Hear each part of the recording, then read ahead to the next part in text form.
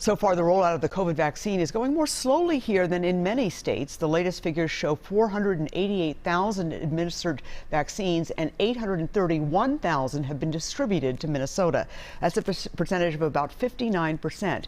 Cases here are showing a very strong drop over the past 2 weeks. The number of new cases is down 34% in the last 2 weeks, deaths down 45%, hospitalizations down 26%. Joining us to talk about this and other issues, Governor Tim Walz. Governor, thank you so much for coming. Good morning, in. Esme. Thanks for having me. All right, let me ask you right off the bat. Dr. Mike Osterholm was on Meet the Press within the past hour and said it's time to call an audible. Everyone, all government entities should be releasing the second shots. Just immunize, get that first shot to as many people as possible. Yeah, well, certainly respect Dr. Osterholm. He's closely worked with us, certainly stepped up our testing program. There's not a consensus around that. The CDC is still asking, and the manufacturers are still saying you get full immunity with the second shot. And that's the reason for Minnesota is top 10 in getting second doses out. We're focused on making sure that this rollout continues to go on, but the way we're reading it and the way that the guidance is still coming down. Now, is Dr. Osterholm right? He could be. What we're finding is we're 9 days into where we actually have the healthcare folks are able to talk to the president. They're able to talk freely. I think there's a debate going on now around that. I think the biggest thing to understand is having a national strategy makes all the difference in the world. We're up 16% now on doses we'll get in the next week. But here in Minnesota, I think that working towards full vaccine, the 2 doses is still our goal because, again, we know for certain, and the manufacturers tell us, and the research shows that, those folks have immunity, and that's what we're going for. Okay. The cases down dramatically, as you saw in those numbers. You've got some good news even for today's figures. Yeah, down even further, and the number of vaccinated are high. Yesterday we're up to 530,000. The numbers of case positivity down to about 3.3. What I would encourage Minnesotans to think about is the way you beat this thing is by masking, social distancing, and testing and contact tracing, and Minnesotans are still doing the testing.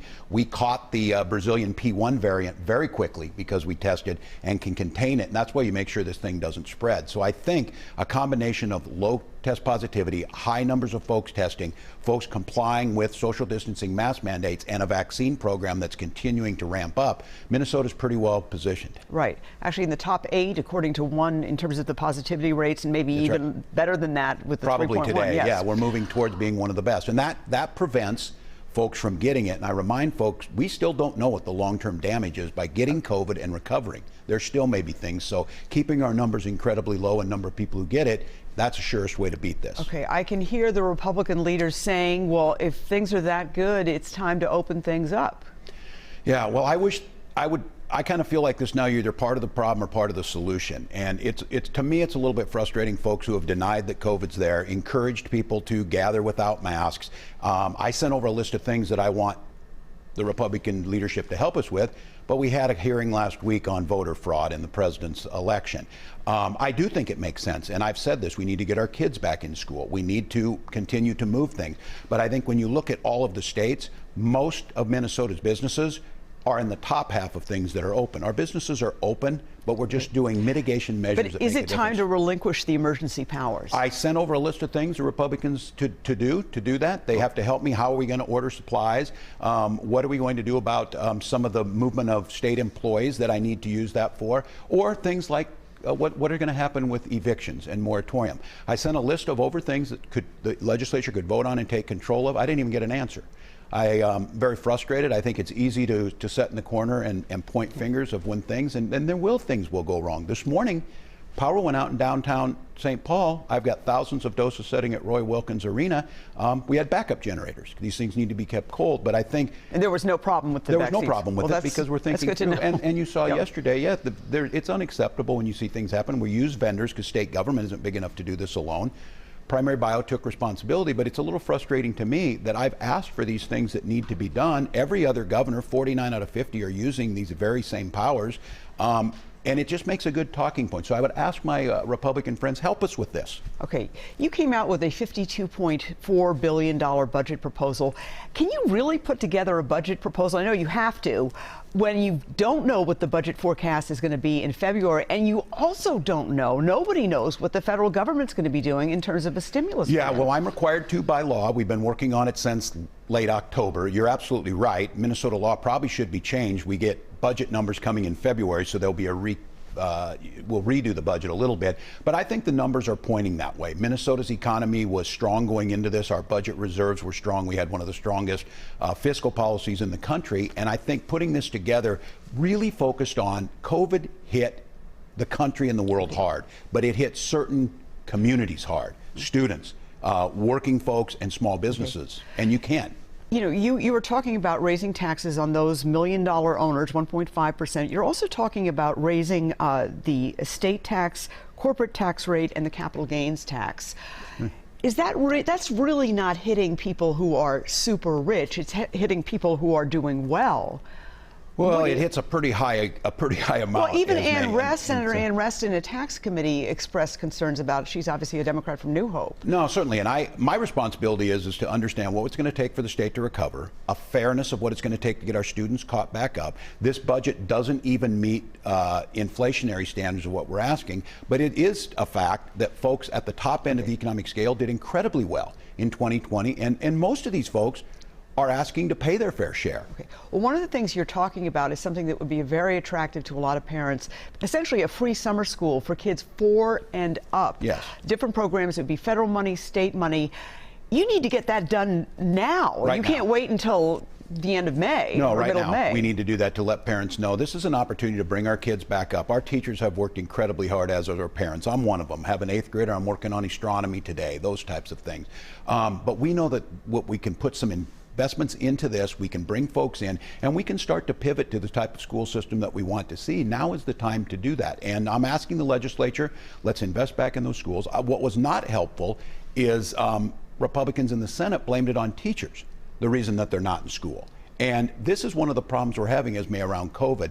I need folks to recognize we're going to lose another 100,000 Americans by May to COVID. It's still raging. And I need partners that understand COVID kept kids out of school. COVID has kept people off airplanes, and COVID has kept people out of restaurants. And what we can do is we can do things in government that bring that back up, and especially with our kids. So I'm excited about the potential of this, but you're right, we need to move. Well, another thing you need right away is the $4.2 million for public security in the wake of the Derek Chauvin trial, the former officer accused of killing George Floyd. It's supposed to happen March 8th. It may get pushed back. That needs to happen right away. And also, there's a really tight conversation at the Capitol about who should pay and who shouldn't pay for damages in some of the civil unrest. Where do you stand on that? Minnesotans are in this together. What we saw was That's not what Republicans are saying. They do not want to pay for the civil unrest. Well, when there's a flood or when we have a hostage situation in Albert Lee, we help do this. This was a global phenomenon that happened after the murder of George Floyd in front of people. It's certainly unacceptable when you move beyond peaceful civil disobedience to what happened. That's why we're arresting those folks. But the idea of just leaving this or trying to make that this is a case that this is just Minneapolis issues, this is a global issue. It's Minnesota's issue around systemic racism, and we're simply in this together. We're more than happy to help when we have flooding or when we have a situation like we saw in Albert Lee. It takes resources. And the question you're going to hear a lot of is, the state should just cut. Which state patrol should I cut? Which epidemiologist should I cut? And what I'm asking for is, we know that this trial is going to bring out passions. And we know that it is going to be a magnet for people to come to Minneapolis, regardless of what that outcome of justice is. And I'm just asking folks to help make sure we're ready for that. Again, when they held a rally on January 6th in D.C. and in St. Paul, it cost a lot of money for me to put National Guard and State Patrol there. All Minnesotans are paying for that. I'm not just asking the Republican representatives who started it. I'm asking for us all, because we're all in the safety business together. I want to ask you really quickly, I've heard you say in a number of news conferences, if you don't like what I'm doing, you can vote against me in 2 years. Yes. Does that mean you're definitely running for re-election? Well, right now my job is to get Minnesotans out of this. And I use that in the context of folks who said, you know, this masking or whatever. I wear the mask to stay alive, so that if that's your case, to do that. These are hard decisions. They're not all going to be perfect. My job is to make sure Minnesotans get out of this. And I hope, and I know this is hard to get away from, everything being highly politicized. I don't need, if there's things we're doing wrong, help us work on this. But what I don't need is sniping that it's not working at the same time your members are going and gathering in large groups unmasked. So we need to do what I think everybody wants us to do. Join nationally, become unified around this. Let's beat COVID and let's move on. Okay. Well, Governor Tim Walz, thank you so much for coming in. We appreciate your time this morning. Thanks, Esme. And we also want to let you know that we have invited Senate Republican Majority Leader Paul Gazelka on this show, and we expect to have him on as a guest sometime very soon.